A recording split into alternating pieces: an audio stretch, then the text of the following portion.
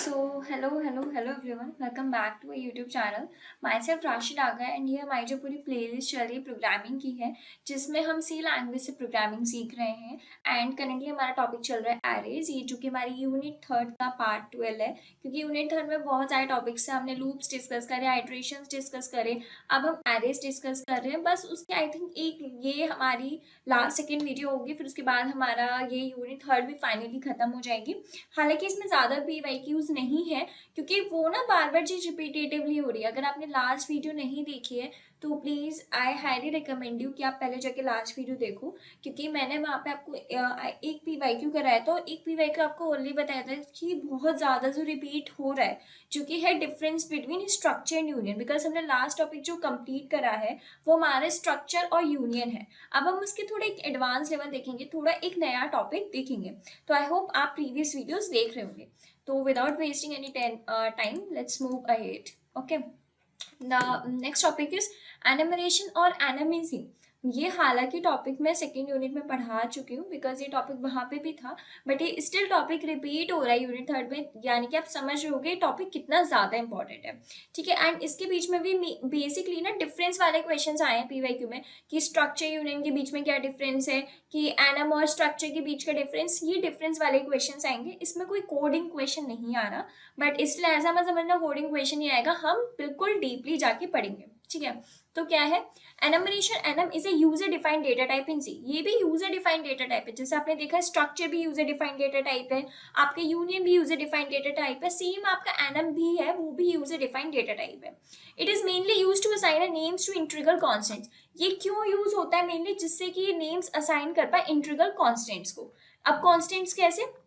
अभी जो हम आगे देखेंगे ना, मैं आपको आगे बताऊंगी कि जैसे कि कोई सा भी कांस्टेंट है, अगर उसको कुछ नेम डिसाइड मतलब नेम असाइन करना है तो वो कौन हेल्प करता है? आपका एनम हेल्प करता है. The names make a program easy to read and maintain. और ऐसा भी नहीं कुछ भी मुंह उठा के नेम दे दिया कि कुछ भी मीनिंगफुल नेम नहीं.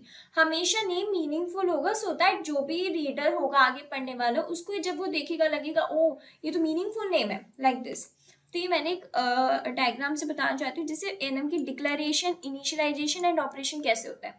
जैसे एनम मैंने बताया था स्ट्रक्चर का कीवर्ड होता है स्ट्रक्ट, यूनियन का कीवर्ड होता है यूनियन. ऐसे ही सेम एनम का क्या है, एनमरेशन का क्या है, एनम कीवर्ड है जिसको हम शॉर्टली एनम भी बोलते हैं. तो वो यूज करेंगे कीवर्ड. अगर जब हमें एनम यूज करना है, कीवर्ड यूज किया, एनम का वेरिएबल डेज ऑफ वीक. अब आप देख रहे हो डेज ऑफ वीक, ये मीनिंगफुल नेम है. इसको पढ़ के किसी को भी समझ में आ जाएगा कि अच्छा वीक के डेज की बात हो रही है. ठीक है, तो मेक श्योर, मैं सिर्फ ये नहीं बोल रही सिर्फ आपको इसी में आपको मीनिंगफुल नेम देना, नहीं, मेक श्योर दैट थिंग कि आप जितने भी बनाओ ना उन सब में मीनिंगफुल नेम हो. ठीक है, तो एनम आपका कीवर्ड है, डेज ऑफ वीक वेरिएबल है. फिर आपको ये कर्ली ब्रैकेट्स के अंदर ही लिखने हैं डेज ऑफ वीक.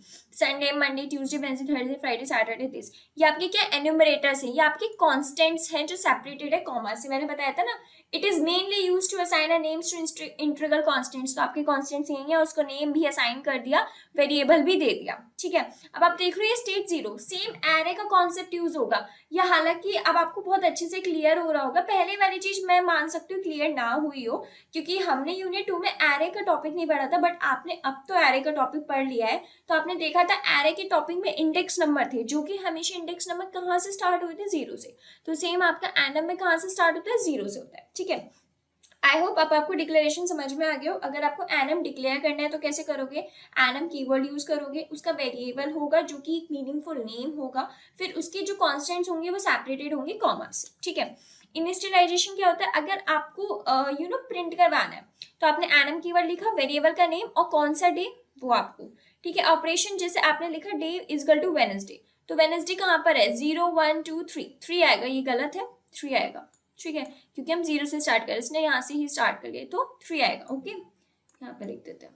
ठीक है, तो आई होप आपको एनम का कॉन्सेप्ट अच्छे से क्लियर हो गया होगा. ठीक है, the keyword enum is use to declare new enumeration types in C. मैंने बताया जैसे हम स्ट्रक्चर का स्ट्रक्ट कीवर्ड यूज करते हैं, यूनियन का यूनियन करते हैं, ऐसे ही हम इनमरेशन का एनम कीवर्ड यूज करते हैं. Like annum state working 1 fail 0. ये सिर्फ एग्जाम्पल दिया है. एनम उसका कीवर्ड, स्टेट उसका वेरिएबल, फिर उसके अंदर की कॉन्स्टेंट्स हैं. ठीक है, variables of type annum can also be defined. अब जैसे मैंने बताया ना, ये जो हमने संडे, मंडे, ट्यूसडे, वेडनेसडे किया है, ये जो वेरिएबल्स उसके डिफाइन करे ना, इसको भी आप दो तरीके से डिफाइन कर सकते हो. कैसे? पहला तो ये enum week, Monday, Tuesday, Wednesday, या आप एनम वीक करके मंडे ट्यूसडे वेडनेसडे साथ लिख दिया, बाद में उसी के डे लिख दिया।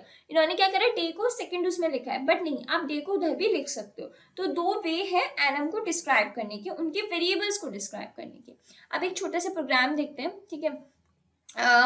Hashtag include studio dot H. अब एक काम करते हैं, साइड बाई साइड में लिख लेती हूँ, हालांकि हम कोड रन नहीं करेंगे, एक बार ना अगर मैं लिखूंगी तो शायद आप भी लिखो, तो एक प्रैक्टिस हो जाएगी, ठीक है। हम वो काम कर लेते हैं, वेट, हमें VS कोड सर्च करना है, ठीक है। एंड ये हमारे इधर एरे का वो कॉन्सेप्ट चल रहा था, तो इसको डिलीट मार दो, ठीक है। साइड बाई साइड खोलना है ना। चलो अब हम ये लिखते हैं, ठीक है। पहले तो hashtag include studio dot H same, फिर उसके बाद एनम कीवर्ड, वेरिएबल लिखा उसका वीक। अब उसके अंदर की कॉन्स्टेंट्स लिखूंगी मैं, like Monday, Tuesday, Wednesday, Thursday. हालांकि हम इसको रन करके देखेंगे कि कैसे रन करता है, सैटरडे एंड संडे।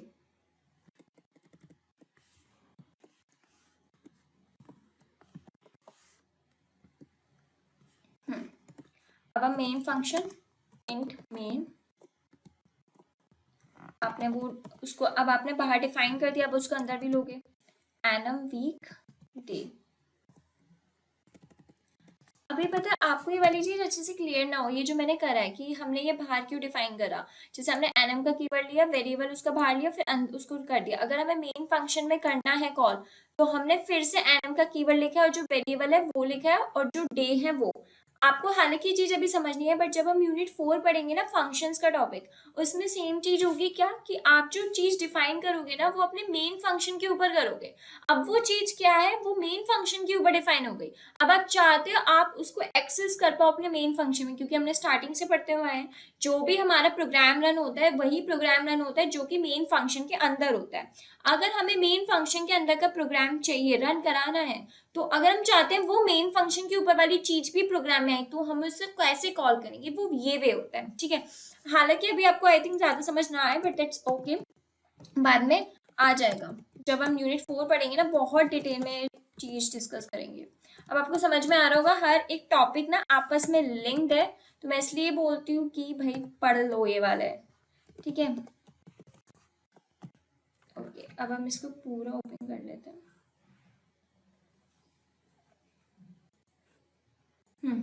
देखो, डिफाइन करा उन्होंने, अंदर कॉल करा उन्होंने, बोला डे जो है वेडनेसडे, प्रिंट करवा देना डे और रिटर्न। चलो रन करके देखते हैं क्या होता है, देखते हैं। एक्सपेरिमेंट्स करने चाहिए एज अ, आप जब कोडर हो ना, तो नई नई चीज एक्सपेरिमेंट करते ही रहो। 2 0 1 2, देखा 2 प्रिंट हुआ, क्यों, क्योंकि मैंने बताया था स्टार्टिंग कहाँ से होती है, 0 से। उन्होंने बोला था डे आपको प्रिंट करना है वेडनेसडे, तो वेडनेसडे का क्या है 0 1 2। अगर मैं बोलती फ्राइडे, तो क्या आता 0 1 2 3 4, तो क्या आता 4 आ जाता। देखो इसमें लिखा भी आ रहा है, जब आप इसके ऊपर होवर करोगे तो ये आ रहा है, मंडे 0 है, ट्यूसडे 1 है, वेडनेसडे 2 है, थर्सडे 3 है, फ्राइडे 4 है। तो आई होप अब आपको क्लियर हो गया होगा कि एनम का क्या मेन वो होता है, ठीक है। चलो अब हम या इसके आगे का पढ़ते हैं। तो अब तो ये आपको अच्छे से क्लियर हो गया होगा। अब नया टॉपिक आता है एरे ऑफ स्ट्रक्चर्स इन सी, ठीक है। आपने एरे अलग पढ़ लिया, आपने स्ट्रक्चर अलग पढ़ लिया, अब हम एरे और स्ट्रक्चर्स को साथ में पढ़ेंगे कि एग्जैक्टली क्या होता है, ठीक है। When dealing with a large set of related data and different data types, organizing and managing it efficiently is crucial. In C programming, the combination of arrays and structure, that is array of structures, provides a powerful tool for managing that. क्या होता है जब हम बहुत large set पे चले जाते हैं, मैं आपसे स्टार्टिंग से बोल के आती थी यार ये बहुत छोटा हम कोडिंग कर रहे हैं, जब हम बड़े बड़ी कोडिंग करेंगे, बड़ी बड़ी वेबसाइट्स बनाएंगे, तो ये चीज़ हमारी हेल्पफुल आती है, कि जैसे वेरिएबल्स को मीनिंगफुल नेम देना, है ना, लॉजिकल और सिंटेक्स एरर नहीं करना, कमेंट्स लगाना, सो दैट अगर आपसे दूसरा वाला पर्सन उसको रीड करे, so that it will be easy for them to read the whole coding experience type, ठीक है। ये तो उन्होंने यही बोला, जब आप large set of related data से डील कर रहे होते हो, जब आपके पास बहुत बड़ा डेटा होता है और उनके भी अलग अलग डिफरेंट डेटा टाइप्स होते हैं, कि जैसे उसका इंटीजर है, उसका कैरेक्टर, ऐसा तो हो नहीं सकता कि अगर आप बहुत बड़ी कोडिंग करोगे कि उनका पूरा का डेटा टाइप सेम हो, दैट्स नॉट पॉसिबल ना। तो यही चीज है, जब आप बहुत बड़े डेटा से डील कर रहे होते हो और उसके अंदर बहुत डिफरेंट डेटा टाइप्स होते हैं, फिर उनको ऑर्गेनाइज करना, मैनेज करना बहुत ज्यादा मुश्किल हो जाता है। As a C programming, not I am talking not about a C programming, ये होल उसके लिए हो सकता है, whether it C plus plus, Java, किसी के लिए भी। इन सी प्रोग्रामिंग में क्या होता है, जो कॉम्बिनेशन है एरे एंड स्ट्रक्चर का, यानी कि एरे ऑफ स्ट्रक्चर्स का, बहुत पावरफुल टूल है फॉर मैनेजिंग दैट थिंग। किस चीज को मैनेज करना, कि डेटा है इतना बड़ा और उनकी डिफरेंट टाइप्स है, उनकी डेटा टाइप्स, उनको साथ में कैसे मैनेज करना, वो ठीक है। तो पहले हम एक बार रिवीजन के तौर पे देख लेते हैं कि एरे क्या होता है, हालांकि आपको पता है बट स्टिल। एरे क्या है, एरे का आपका होमोजीनियस कलेक्शन है एलिमेंट्स का, that is stored in the continuous memory location. The size of the array is fixed and we can randomly access the element using their index. तो मैंने बताया ना, एरे एक होमोजीनियस कलेक्शन एलिमेंट्स का। Homogeneous का मतलब क्या होता है, सेम टाइप का, लाइक अगर ये डेटा पड़ा है तो इंटीजर का ही है, अगर ये डेटा पड़ा है तो कैरेक्टर का ही है। तो आपका एरे क्या, एक होमोजीनियस कलेक्शन है एलिमेंट्स का, जो कि स्टोर्ड होता है कॉन्टिन्यूअस मेमोरी में। कॉन्टिन्यूअस मेमोरी मतलब स्पेसेस उसके लिए खाली नहीं छोड़े गए हैं, लगातार वो फिल्ड अप हो गए, लाइक दिस। जो साइज है वो एरे का फिक्स्ड होता है, अगर आपने जो एक बार साइज डिफाइन कर दिया ना, वो फिक्स्ड ही है, ठीक है। या तो वो फिक्स्ड ही है, आप उसको रेंडमली ना एक्सेस नहीं कर सकते एलिमेंट्स को, कि आप चाहो यूं ही एक्सेस करो, नहीं। अगर आपको एरे के एलिमेंट्स को एक्सेस करना है तो आपको किसके हेल्प लेना पड़ता है, इंडेक्स। और आपको पता है इंडेक्स कैसे निकालते हैं। एरे का डिक्लेरेशन पता है कि एरे का टाइप, पहले उसका इंटीजर है, डेटा क्या है, किस टाइप का डेटा है वो, एरे का नेम, देन उसका साइज। ये तो मैं आपका एक तरीके से रिवीजन हो रहा है, बिकॉज मैं प्रीवियस वीडियोस में बहुत डिटेल में बता चुकी हूँ एरे एंड स्ट्रक्चर। बट हालांकि आपको एरे ऑफ स्ट्रक्चर को समझने के लिए ना पहले ये कॉन्सेप्ट्स क्लियर होने चाहिए। तो यहाँ मैं बहुत शॉर्टली एक्सप्लेन कर रही हूँ, बट आप चाहते हो कि आपको डीपली अंडरस्टैंडिंग मिले, तो प्लीज आप प्रीवियस वीडियोस देख लेना, ठीक है। व्हाट इज स्ट्रक्चर, स्ट्रक्चर क्या है, the structure is one of the user defined data type in C. ये यूजर डिफाइंड डेटा टाइप है, लाइक पहले से डिफाइंड नहीं, हम लोगों ने ही इसको डिफाइन किया है। That can contain elements of different type as it members, जो कंटेन करता है एलिमेंट्स जिसके डिफरेंट टाइप्स हैं, डेटा टाइप्स डिफरेंट है, उनको वो कैसे ट्रीट करता है, एज अ मेंबर्स, लाइक उनको हम मेंबर्स बोलते हैं, ठीक है। डिक्लेरेशन क्या होता है, स्ट्रक्ट कीवर्ड यूज किया जाता है, उसका नेम, क्या टाइप है उसका, डेटा कौन सा है, किस टाइप का डेटा है, मेंबर नेम, फिर जो भी होते हैं जितने हो उतने, ठीक है।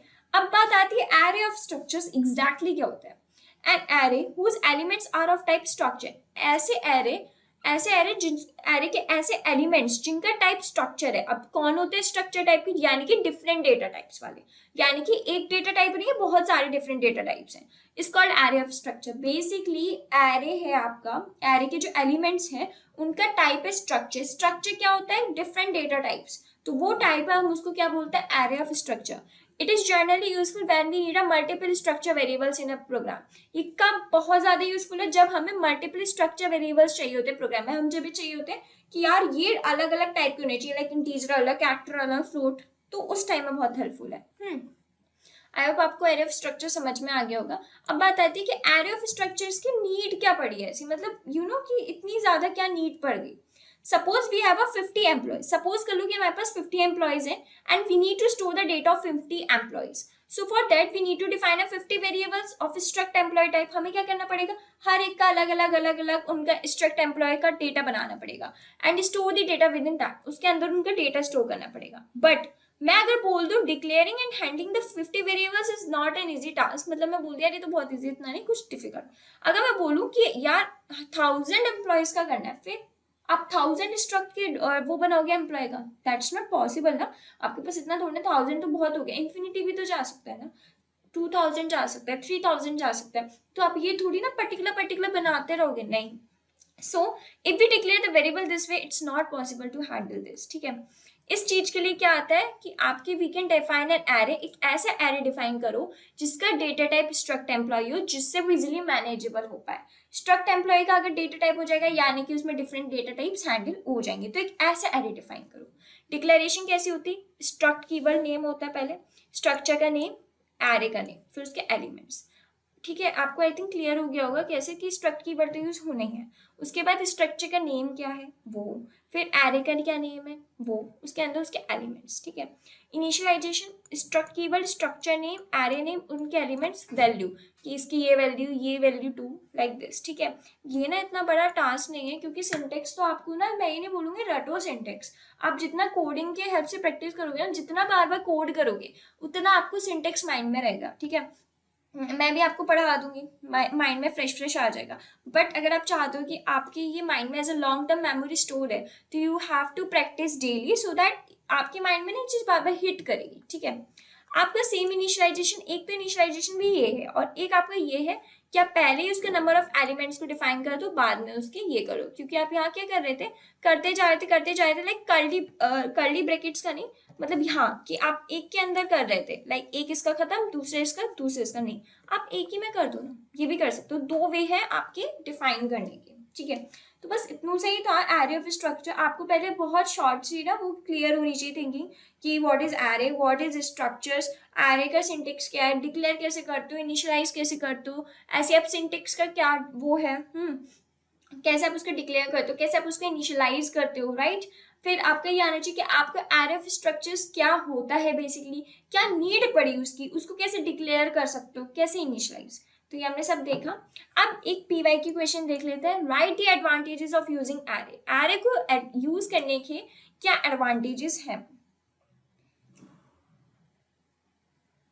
हाँ, ओके तो जैसे हमें पता है in an array accessing an element is very easy by using the index number. हमें पता है अगर हमें एरे के एलिमेंट्स को एक्सेस करना है, हम वो बहुत आसानी से कर सकते हैं by the help of index number, ठीक है।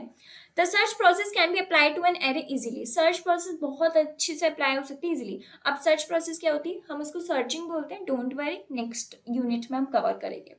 2D array is use to represent matrix, हमने 2D एरे भी पढ़ा है, 3D एरे भी पढ़ा है। 2D एरे यूज होता है जिससे आप मैट्रिक्स को रिप्रेजेंट कर पाओ।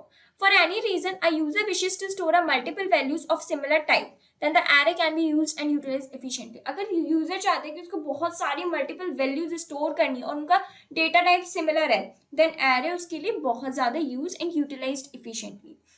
Arrays have a low overhead, arrays का इतना बड़ा कॉम्प्लेक्स नहीं होता तरीका।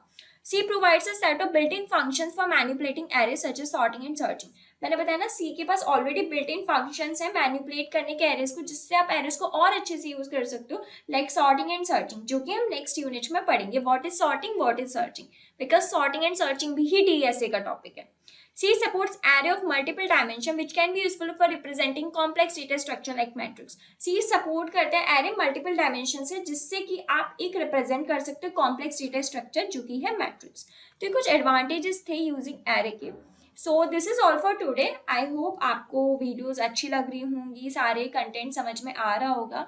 मैंने यहाँ पे आपको दो टॉपिक एक्सप्लेन करे, एनम एक्सप्लेन करा, एरे ऑफ स्ट्रक्चर एक्सप्लेन करा और एक पीवाईक्यू लिया, बिकॉज इसके ऊपर ज्यादा पीवाईक्यूज नहीं है। So we have covered almost the PYQs. I think बस one topic is left which we discuss in the next part and that's all for it. और आपकी यूनिट थर्ड खत्म हो जाएगी फाइनली। आपको I know unit third is a little bit lengthy because you guys also know that कि उसमें बहुत सारे इंपॉर्टेंट टॉपिक्स थे। तो आई होप आप प्रीवियस वीडियोज चेक कर लोगे and still if you have any doubt let me know in the comment section. I will make sure मैं आपको उनका अच्छे से एक्सप्लेन कर पाऊँ। So still that keep learning.